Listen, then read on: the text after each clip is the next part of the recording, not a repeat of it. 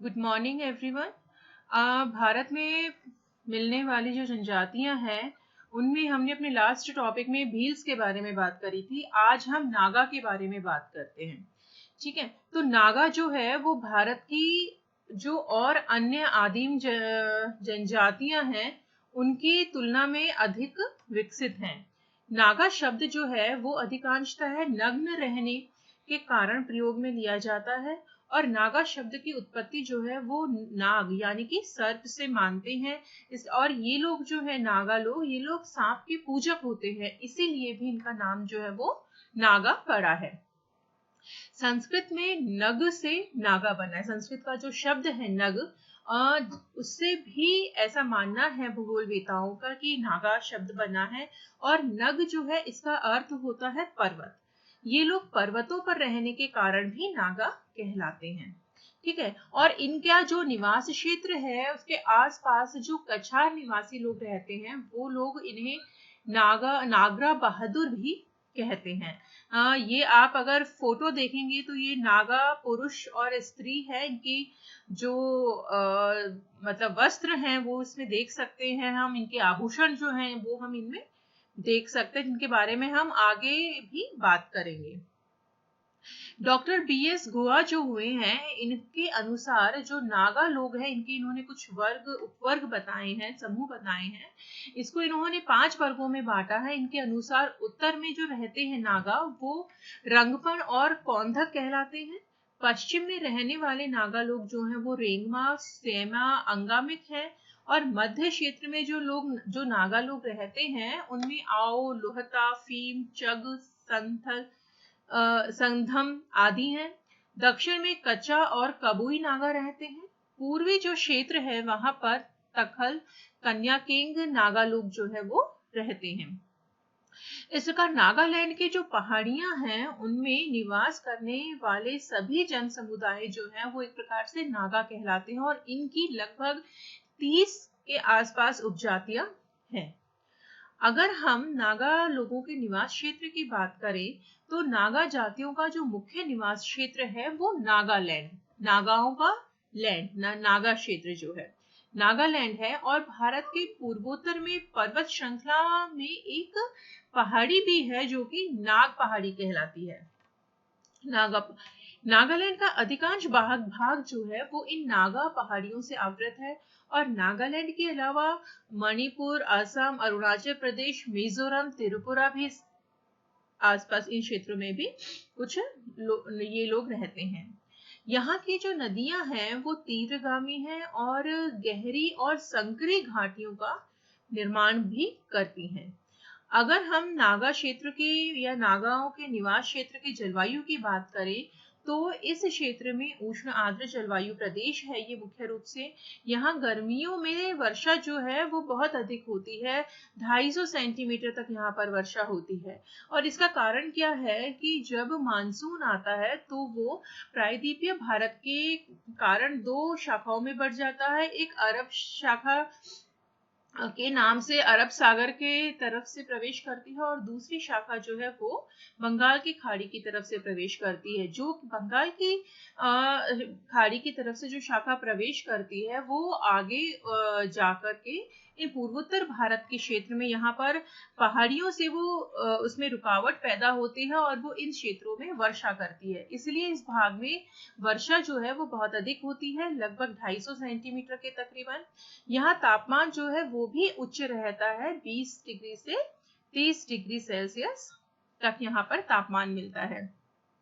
और इस क्षेत्र में अधिक तापमान और अधिक वर्षा के कारण सघन मानसूनी वनों का विस्तार है। मच्छरों की अधिकता होने की वजह से यहाँ पर मलेरिया का भी भय रहता है। यहाँ पर 250 मीटर से अधिक ऊंचे भाग जो है वहां पर ठंडी और शुष्क जलवायु के कारण 1500 से 2500 मीटर तक की ऊंचाई के क्षेत्रों में ये लोग जो हैं ये मुख्य रूप से निवास करते हैं। अगर हम नागा लोगों की अर्थव्यवस्था की अब बात करें तो नागा लोगों का मुख्य व्यवसाय जो है वो झूम कृषि और आखेट है। ठीक है, झूम कृषि यानी कि स्थानांतरित कृषि जो है। अगर हम इनमें इनके आखेट और इनके द्वारा जो कृषि की जाती है उसके बारे में अब हम एक एक करके बात करेंगे। तो सबसे पहले हम बात करते हैं नागाओं की जो आखेट क्रिया है उसके बारे में। नागा लोग जो हैं ये कुशल शिकारी होते हैं और पहाड़ी और मैदानी भागों में ये लोग भिन्न भिन्न शिकार करने की विधियों को अपनाते हैं। इनकी जो सबसे प्रचलित शिकार की विधि है वो उसमें ये लोग क्या करते हैं कि कई लोग मिलकर जंगली पशुओं को जंगल से भगाते हुए नदियों की तलहटी में लाते हैं और भाले से उन्हें मार डालते हैं।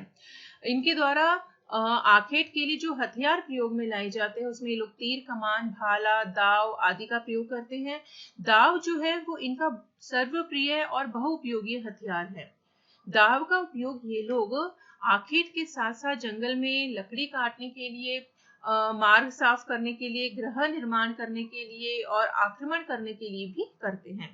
दाव एक प्रकार से फरसे के समान होता है जो कि लोहे की एक मोटी हंसिया होती है जिसमें कि लकड़ी का हैंडल यानी कि हत्था लगा होता है।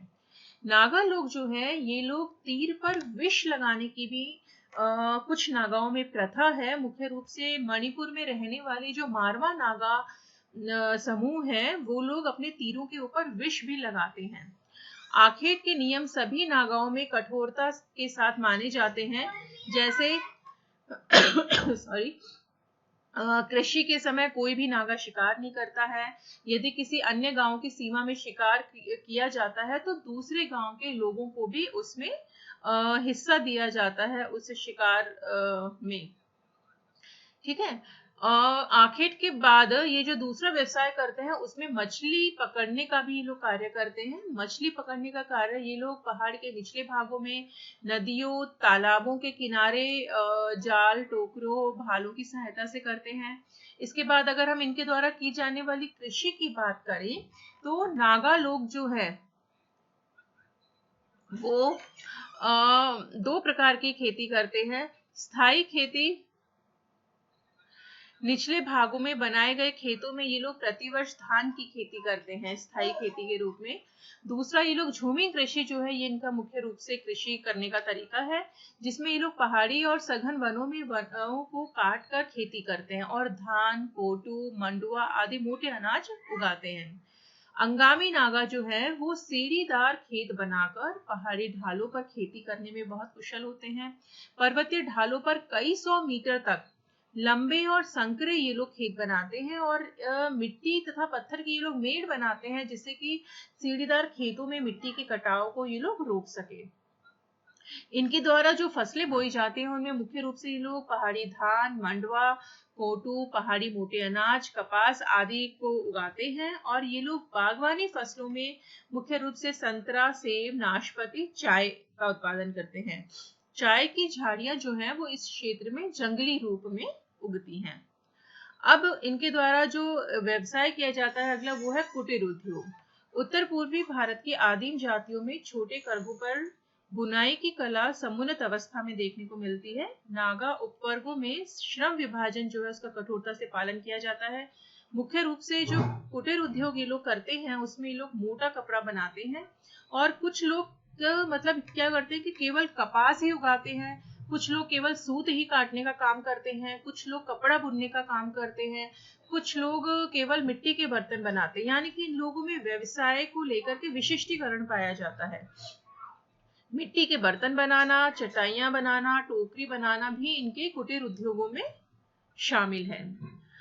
लोहार जो होता है नागाओं में उसका स्थान बहुत ही महत्वपूर्ण और आदरणीय होता है। वह प्रत्येक गांव में रहता है और कृषि तथा शिकार के औजार बनाता है। आज के लिए इतना ही। इसी टॉपिक को हम अपने नेक्स्ट लेक्चर में आगे बढ़ाएंगे। Stay safe, stay happy. Thank you.